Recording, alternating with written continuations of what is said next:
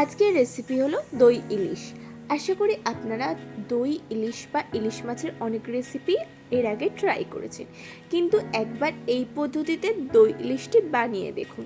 এর স্বাদ সম্পূর্ণ ভিন্ন আর খেতেও হয় দুর্দান্ত। এতে আমি কিছু স্পেশাল টিপস অ্যান্ড ট্রিক্স ব্যবহার করেছি, যেটা এই দই ইলিশের স্বাদকে আরও দ্বিগুণ করে তুলবে আর খুব সহজে ইজিলি এটি বাড়িতে তৈরিও হয়ে যায়। বাই দ্য ওয়ে, আমি মৌ, আপনাদের সকলকে আমার চ্যানেলে স্বাগত। দই ইলিশ তৈরি করার জন্য আমি এখানে ইলিশ মাছটাকে নিয়েছি। ইলিশ মাছটাকে নিয়ে আমি খুব ভালোভাবে ধুয়ে অলরেডি পরিষ্কার করে নিয়েছি। এবার এতে আমি দিয়ে দিচ্ছি নুন আর দিয়ে দিচ্ছি পরিমাণ মতন হলুদ গুঁড়ো। নুন ও হলুদ দিয়ে দিয়েছি আর দিয়ে দিচ্ছি সর্ষের তেল। নুন, হলুদ ও সর্ষের তেল দিয়ে মাছটাকে আমি খুব ভালোভাবে ম্যারিনেট করে নেব। আপনি যদি আমার চ্যানেলে নতুন হন তাহলে দয়া করে আমার চ্যানেলটি সাবস্ক্রাইব করে নেবেন ও পাশে থাকা বেল আইকনটি অবশ্যই প্রেস করে দেবেন। মাছটাকে নুন, হলুদ ও তেল দিয়ে মাখিয়ে এটাকে আমি 10 মিনিটের জন্য রেস্টে রেখে দেবো। এদিকে আমি একটা ছাঁকনি নিয়েছি, তার উপর একটা মসৃণ কাপড় দিয়ে টক দই দিয়েছি। টক দইটাকে আমি ছাঁকতে রেখে দেবো। সমস্ত জলটাকে আমি ছেঁকে নেব খুব ভালোভাবে।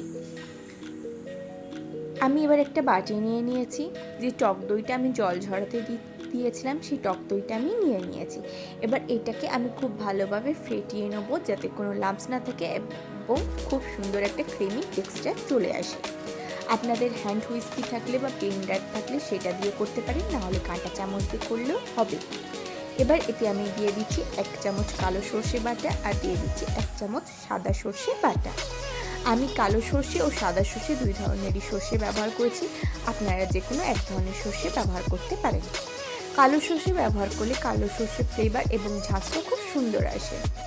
এবার এটা আমি দিয়ে দিচ্ছি পরিমাণ মতো নুন। এই নুনটাকেও আমি এর সাথে খুব ভালোভাবে মিশিয়ে নিচ্ছি। আমি 3টে ইলিশ মাছের জন্য 5 চামচ টক দই ব্যবহার করেছি। আর এতে আমি দিয়ে দিলাম সামান্য পরিমাণে চিনি দিয়ে মিক্সারটাকে রেডি করে নিচ্ছি। এবার আমি একটা টিফিন বক্স নিয়েছি, আপনারা যে কোনো ঢাকনাযুক্ত পাত্র নিতে পারেন।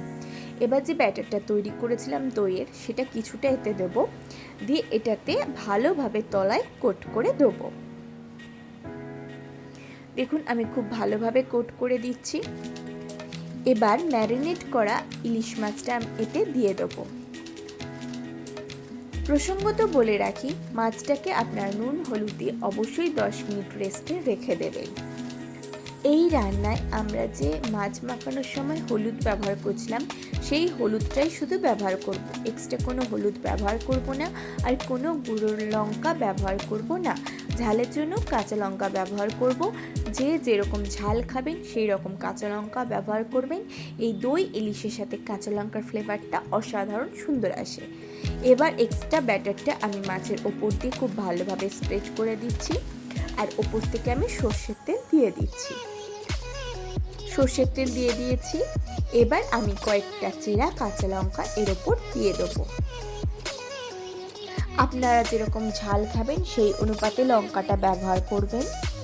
দেখুন আমি লঙ্কা দিয়ে দিয়েছি। এবার আমি টিফিন বক্সটার ঢাকনা বন্ধ করে এটাকে আমি 10 মিনিট রেস্টে রেখে দেবো।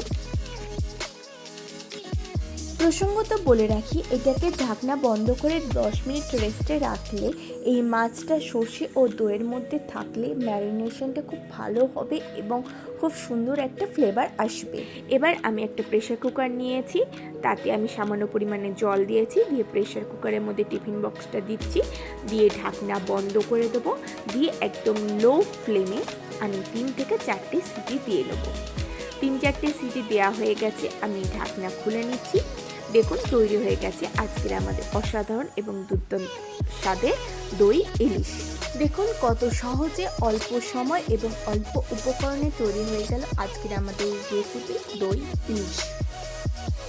এই বর্ষা ইলিশের সিজনে আপনারা অবশ্যই একবার এই রেসিপিটি ফলো করে দই ইলিশ অবশ্যই ট্রাই করুন। ছোট থেকে বড় সকলেই খুব আনন্দ সহকারে খাবে।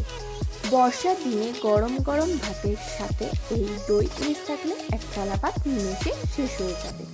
আশা করি আজকের ভিডিওটি আপনাদের ভালো লেগেছে। যদি ভালো লাগে তাহলে অবশ্যই লাইক করবেন, কমেন্ট করবেন, শেয়ার করবেন আর আমার চ্যানেলটি অতি অবশ্যই সাবস্ক্রাইব করে নেবেন এরকম নিত্য নতুন রেসিপি সবার আগে পাওয়ার জন্য।